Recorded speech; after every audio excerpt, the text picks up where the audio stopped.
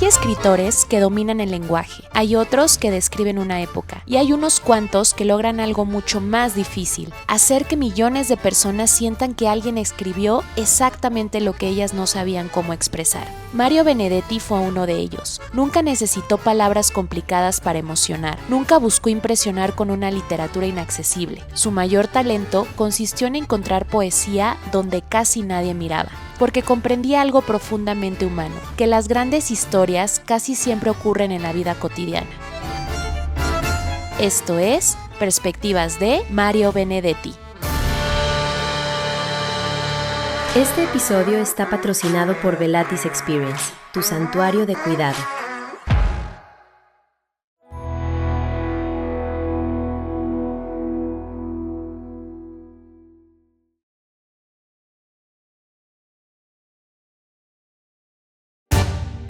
Su nombre completo era Mario Orlando Hardy Hamlet Breno Benedetti Farrugia. Sí, 5 nombres, una costumbre heredada de sus raíces italianas. Nació el 14 de septiembre de 1920 en la pequeña ciudad de Paso de los Toros, en el departamento de Tacuarembó, Uruguay. Sus padres, Breno Benedetti, comerciante y farmacéutico de ascendencia italiana, y Matilde Farrugia, también hija de inmigrantes italianos, ambos pertenecían a familias que habían llegado a Uruguay buscando una vida mejor, llevando consigo una fuerte cultura de trabajo, disciplina y educación. Mario fue hijo único y aunque nació en Paso de los Toros, apenas vivió ahí sus primeros 2 años. La familia se trasladó primero a Tacuarembó por cuestiones del trabajo de su padre. Sin embargo, un fracaso comercial y una estafa afectaron gravemente la economía familiar, por lo que cuando Mario tenía 4 años, se mudaron definitivamente a Montevideo. Aquella ciudad terminaría convirtiéndose no solo en su hogar, sino también en el escenario principal de gran parte de su obra literaria. Mario no creció rodeado de lujos, creció rodeado de libros y de conversaciones. En 1928, cuando tenía 8 años, ingresó al Colegio Alemán de Montevideo, una institución reconocida por su disciplina y exigencia académica. Ahí aprendió alemán desde muy pequeño y desarrolló un gusto especial por la lectura, la historia, la literatura europea. Sin embargo, la estabilidad duró poco. En 1933, cuando tenía 13 años, abandonó el colegio por diferencias ideológicas entre su familia y la institución, en un contexto en el que el nazismo comenzaba a influir en algunos espacios educativos de origen alemán. Más tarde, cursó un año en el Liceo Héctor Miranda, pero las dificultades económicas familiares le impidieron continuar una educación formal regular.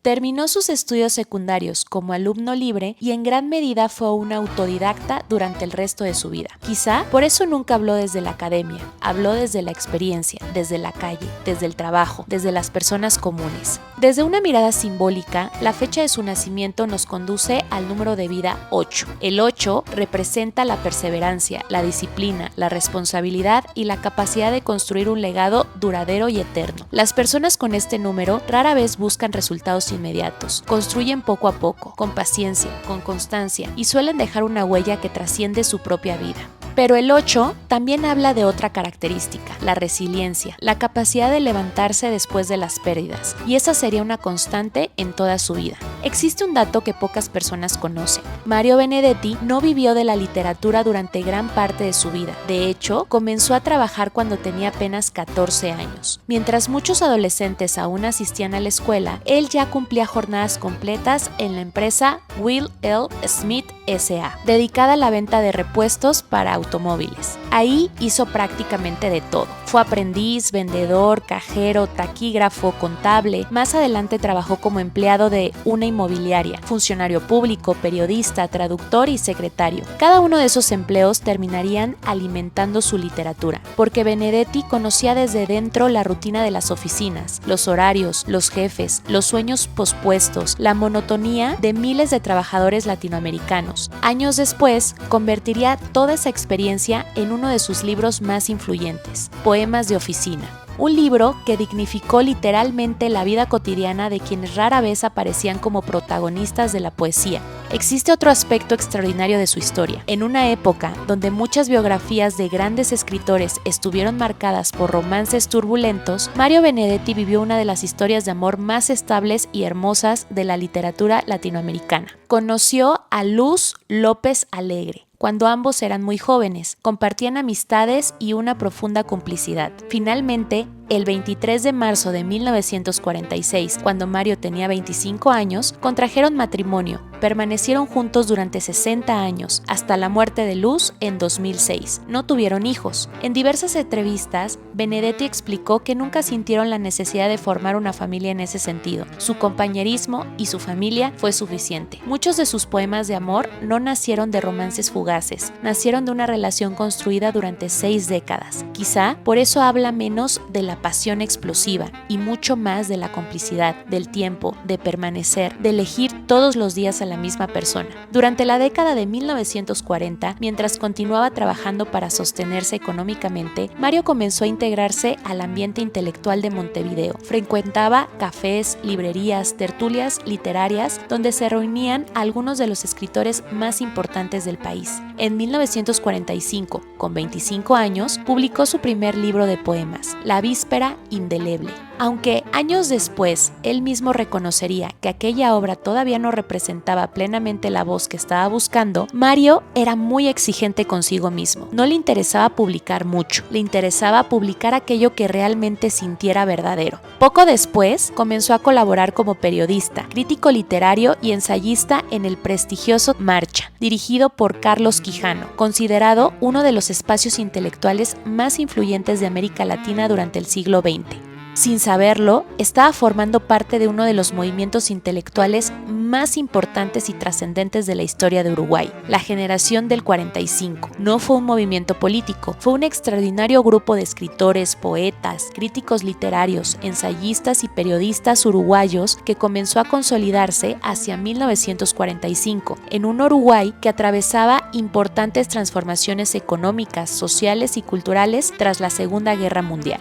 Entre sus principales integrantes se encontraban figuras que hoy son referentes de la literatura en español, como el novelista Juan Carlos Onetti, la poeta Idea Vilariño, el crítico literario Ángel Rama, el ensayista Emí Rodríguez Monegal, el dramaturgo Carlos Martínez Moreno, la narradora Armonía Somers, el escritor José Pedro Díaz y, por supuesto, Mario Benedetti. Más que compartir un mismo estilo literario, compartían una misma exigencia intelectual y criticaban con absoluta honestidad. Mario Benedetti recordaría años después, con su característico sentido del humor, que pertenecer a la generación del 45 significaba convivir con los críticos más severos del mundo. Los elogios eran escasos, incluso entre amigos predominaban las observaciones, las correcciones y las discusiones literarias. Sin embargo, con el tiempo reconoció que aquella disciplina fue uno de los mayores regalos de su carrera. Gracias a ese entorno, comprendió que el talento por sí solo nunca es suficiente. La literatura también exige estudio, autocrítica, paciencia y la humildad de reescribir una y otra vez hasta encontrar la palabra exacta. Quizá por eso la obra de Benedetti conserva una cualidad tan poco frecuente. Su lenguaje parece sencillo. Detrás de esa aparente simplicidad hay décadas de lectura, observación y una disciplina extraordinaria. Porque como él mismo demostraría a lo largo de su vida, escribir bien no consiste en utilizar las palabras más difíciles, sino en encontrar las palabras precisas para decir la verdad. Durante los años 50 comenzó a aparecer el verdadero Mario Benedetti, no el poeta romántico, sino el extraordinario observador de la vida cotidiana. Mientras muchos escritores latinoamericanos hablaban de grandes héroes, revoluciones o personajes extraordinarios, Benedetti hablaba de empleados administrativos, secretarías, contadores, jefes, oficinistas, parejas comunes, personas que parecían invisibles para la literatura. En 1956, cuando tenía 35 años, publicó Poemas de Oficina. Fue una auténtica revolución, porque nadie escribía poesía sobre el reloj checador, sobre el cansancio de un trabajador, y sin embargo, millones de personas se reconocieron en aquellos versos. Mario había descubierto algo fundamental. No existen vidas pequeñas, solo miradas superficiales. Pero el gran momento de su carrera llegaría unos años después. En 1960 publicó La Tregua. Tenía 39 años. La novela cuenta la historia de Martín Santomé, un viudo de 49 años que trabaja desde hace décadas en una oficina y vive esperando únicamente su jubilación. Su vida parece completamente predecible, hasta que conoce a Laura Avellaneda, y entonces ocurre algo inesperado. El amor aparece cuando él menos lo esperaba, no como un romance idealizado, sino como una pausa, una tregua, un pequeño respiro antes de que la vida continúe. La novela conmovió profundamente a los lectores porque hablaba de algo universal, que nunca es demasiado tarde para volver a sentir esperanza. Lo que Mario no imaginaba era el impacto que tendría aquella obra. La tregua fue traducida a más de 20 idiomas. Se convirtió en una de las novelas latinoamericanas más leídas del siglo XX. Fue adaptada al teatro, a la televisión y al cine. En 1974, el director argentino Sergio Renán llevó la historia a la pantalla grande. La película obtuvo una nominación al Academy Award for Best International Film, convirtiéndose en la primera producción argentina nominada a esa categoría. Para entonces, Benedetti ya era leído en prácticamente toda América Latina, sin campañas de mercadotecnia, sin redes sociales, solo gracias al poder de sus historias. Existe una razón por la que tantas generaciones siguen leyendo a Benedetti. Escribía sobre personas reales, personas que dudaban, que tenían miedo, que se equivocaban, que vuelven a empezar. Para él, el amor nunca fue pasión, era elección, compañerismo, respeto, tiempo compartido. Del mismo modo, la esperanza no era ingenuidad, era una decisión, seguir creyendo, seguir construyendo y seguir viviendo. Existe un detalle fascinante. Aunque hoy es considerado uno de los grandes escritores en español, Mario Benedetti nunca dejó de verse como un trabajador. Mantenía horarios estrictos para escribir, se levantaba temprano, escribía todos los días, corregía obsesivamente y afirmaba que la inspiración era importante, pero que el verdadero trabajo comenzaba cuando uno se sentaba frente a la hoja en blanco. Decía que escribir era muy parecido a cualquier oficio, solo que las herramientas eran las palabras. Durante gran parte del siglo XX, Uruguay fue conocido como la Suiza de América. Era uno de los países con mayor estabilidad democrática, altos niveles educativos y un importante desarrollo social en América Latina. Pero esa realidad comenzó a cambiar a finales de los años 60. La inflación aumentó, la crisis económica golpeó a miles de familias, los conflictos sociales crecieron y la violencia política comenzó a intensificarse. En ese contexto surgieron movimientos guerrilleros como el Movimiento de Liberación Nacional Tupamaros, mientras el Estado respondía con medidas cada vez más represivas. Mario Benedetti observaba con enorme preocupación lo que ocurría. No permaneció indiferente. Como escritor, periodista y ciudadano, defendía la democracia, la justicia social y la libertad de expresión. No pertenecía a la guerrilla, pero sí estaba convencido de que el intelectual tenía la responsabilidad de participar en la vida pública. Para él, guardar silencio también era una forma de tomar partido. El 27 de junio de 1973, cuando Mario tenía 52 años, ocurrió uno de los acontecimientos más importantes de la historia reciente de Uruguay. El presidente, Juan María Bordaberry, con el respaldo de las Fuerzas Armadas, disolvió el Parlamento e instauró una dictadura cívico-militar que se prolongaría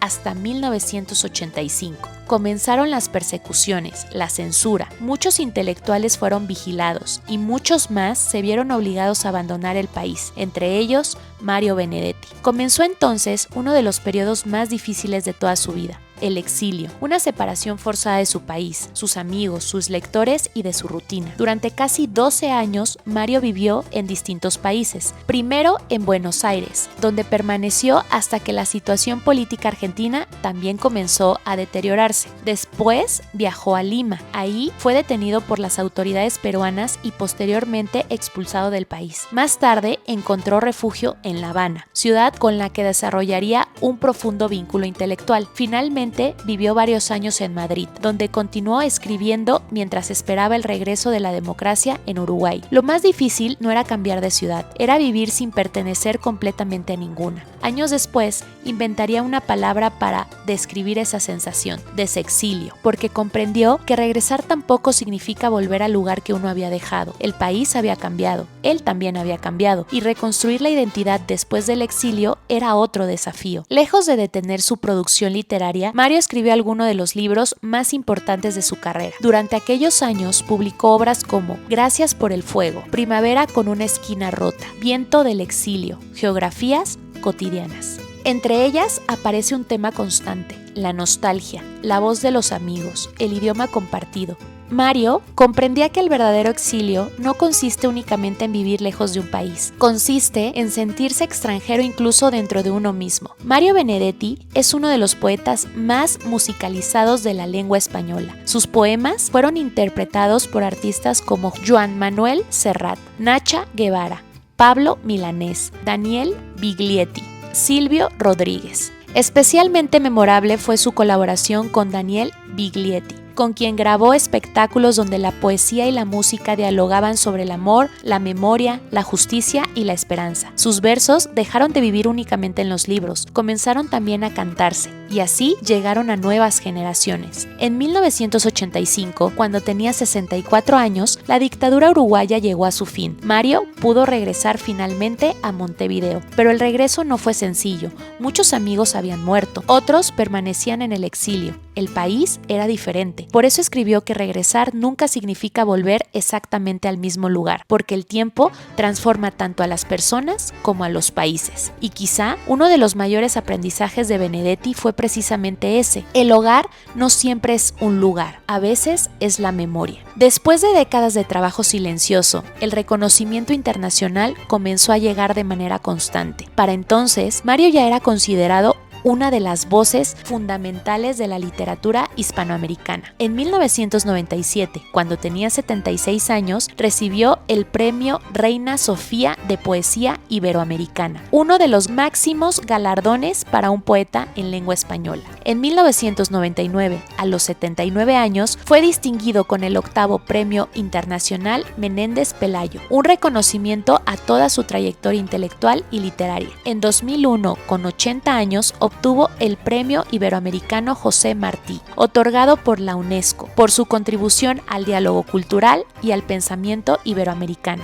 Y en 2005, cuando tenía 84 años, recibió el Premio Internacional Alfonso Reyes, considerado uno de los reconocimientos más prestigiosos del ámbito literario en América Latina. Pero existe un dato curioso. Aunque su nombre fue mencionado en diversas ocasiones entre los posibles candidatos del Premio Nobel de Literatura, nunca lo obtuvo. Mario Benedetti publicó más de 80 libros a lo largo de su vida. Cultivó prácticamente todos los géneros literarios: poesía, novela, cuento, ensayo, crítica literaria, periodismo y dramaturgia. Muy pocos autores han logrado moverse con tanta naturalidad entre formas tan distintas de escritura, y aún más extraordinario resulta que mantuviera siempre la misma voz, una voz cercana, honesta y profundamente humana. Sus obras fueron traducidas a más de 20 idiomas y continúan publicándose en todo el mundo.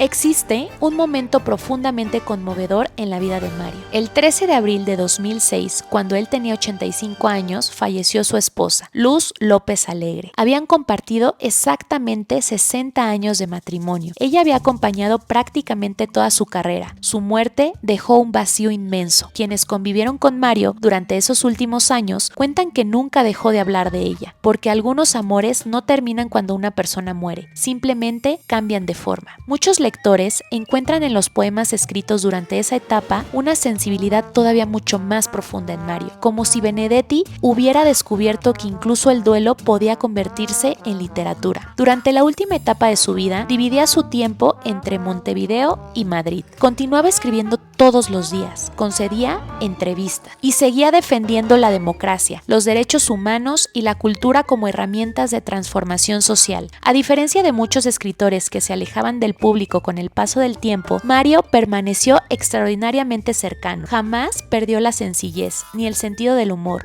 ni la curiosidad. El 17 de mayo de 2009, a los 88 años, Mario Benedetti falleció en su casa de Montevideo, acompañado por personas cercanas. Uruguay decretó duelo nacional. Miles de ciudadanos hicieron fila durante horas para despedirlo en el Palacio Legislativo del Uruguay. Era el adiós a una voz que había acompañado varias generaciones de latinoamericanos. Sus poemas comenzaron a circular aún más. Las nuevas generaciones los descubrieron en internet, en canciones, en películas, en redes sociales, en libros heredados de padres a hijos, porque Benedetti escribió sobre emociones que nunca envejecen. Hoy, Mario Benedetti es considerado uno de los escritores más importantes de la literatura en español del siglo XX, no porque utilizara un lenguaje complicado, sino porque logró exactamente lo contrario. Hizo que millones de personas descubrieran que la literatura también podría hablar cómo habla la vida. Pero quizá su mayor legado sea haber demostrado que la sensibilidad nunca es una debilidad, es una forma de inteligencia. Comprendió que la ternura también puede ser revolucionaria, que el amor también transforma y que escribir consiste sobre todo en comprender mejor al ser humano. Mario Benedetti pasó casi 9 décadas observando a las personas. No buscó héroes extraordinarios, encontró belleza en la rutina, en los pequeños gestos, en las conversaciones, en quienes seguían adelante incluso cuando la vida parecía complicarse. Tal vez por eso, uno de sus poemas continúa emocionando a millones de personas. No te rindas, por favor no cedas, aunque el frío queme, aunque el miedo muerda, aunque el sol se esconda y se calle el viento. Aún hay fuego en tu alma, aún hay vida en tus sueños. Esto fue Perspectivas de Mario Benedetti en Velatis Perspective.